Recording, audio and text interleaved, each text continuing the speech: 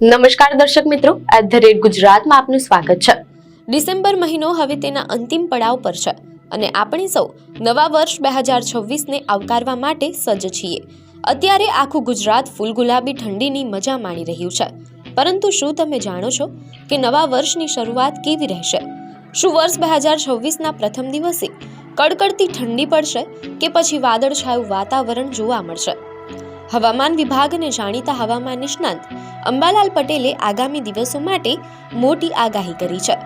ગુજરાતીઓએ હવે હળવી ઠંડીને અલવિદા કહી હાડ થીજવતી ઠંડી માટે તૈયાર રહેવું પડશે। આપણે વિગતવાર વાત કરીશું કે જાન્યુઆરી મહિનામાં હવામાનમાં કેવા મોટા ફેરફારો આવવાના છે અને કયા વિસ્તારોમાં પારો ગગડવાની શક્યતા છે। હવામાન વિભાગના જણાવ્યા અનુસાર અત્યારે રાજ્યમાં ઉત્તર પૂર્વીય પવનો ફૂંકાઈ રહ્યા છે, જેના કારણે વહેલી સવારે અને મોડી રાત્રે ઠંડીનો ચમકારો અનુભવાઈ રહ્યો છે। આગામી 2 જાન્યુઆરી સુધી રાજ્યમાં હવામાન મુખ્યત્વે શુષ્ક રહેશે અને લઘુત્તમ તાપમાનમાં કોઈ મોટો ફેરફાર થવાની સંભાવના નથી, એટલે કે નવા વર્ષની ઉજવણી દરમિયાન ઠંડીનું સ્તર જળવાઈ રહેશે, પરંતુ કોઈ અતિશય ઠંડીની લહેર અત્યારે જોવા મળશે નહીં। જો કે પવનની દિશા બદલાવાની સાથે જ ઠંડીનો મારો તેજ બનવાની ચેતવણી પણ આપવામાં આવી છે।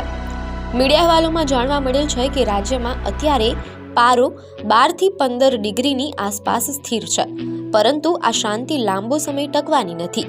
ગુજરાતના હવામાનમાં 29 ડિસેમ્બરથી 31 ડિસેમ્બર દરમિયાન એક વેસ્ટર્ન ડિસ્ટર્બન્સ સક્રિય થવાની શક્યતા છે। આ વેસ્ટર્ન ડિસ્ટર્બન્સને કારણે વાદળછાયું વાતાવરણ સર્જાઈ શકે છે। જો કે રાહતની વાત એ છે કે હવામાન વિભાગે માવઠાની કે વરસાદની કોઈ આગાહી કરી નથી, પરંતુ જાન્યુઆરીના પ્રથમ સપ્તાહમાં વધુ એક પ્રભાવી વેસ્ટર્ન ડિસ્ટર્બન્સ આવવાની શક્યતા છે, જેની અસર ગુજરાતના વિવિધ ભાગો સુધી વર્તાશે તેમ અહેવાલોમાં જાણવા મળેલ છે।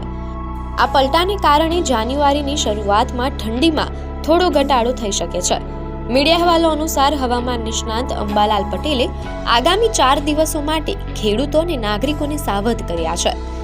તેમની આગાહી મુજબ ડિસેમ્બરના છેલ્લા 4 દિવસો એટલે કે વર્ષના અંતિમ દિવસોમાં રાજ્યમાં ઠંડા પવનો ફૂંકાશે અને કડકડતી ઠંડી પડશે।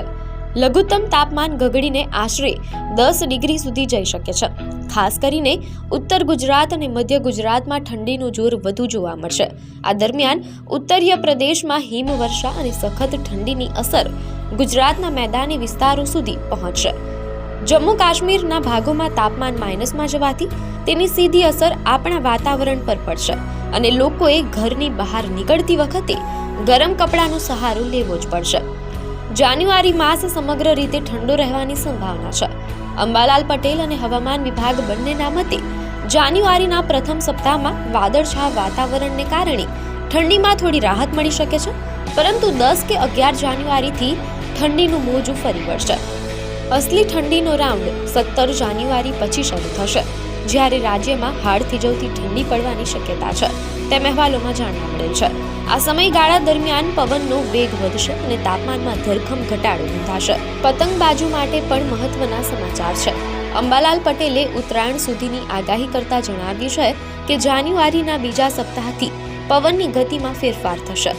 10 જાન્યુઆરીથી ઠંડી વધવાની સાથે ઉત્તરાયણ દરમિયાન ઠંડા પવનો ફૂંકાશે, જે પતંગ રસિયાઓ માટે સારા સમાચાર બની શકે છે। મીડિયા અહેવાલો અનુસાર આ વર્ષે લા નીનો અને અલ નીનોની અસરને કારણે વૈશ્વિક વાતાવરણમાં જે ફેરફાર થયા છે તેની અસર ગુજરાત પર પણ જોવા મળી રહી છે। ટૂંકમાં કહીએ તો 2026નું નવું વર્ષ તમારા માટે ઠંડુગાર રહેવાનું છે। ડિસેમ્બરના છેલ્લા દિવસોમાં ઠંડીનો મારો તેજ રહેશે।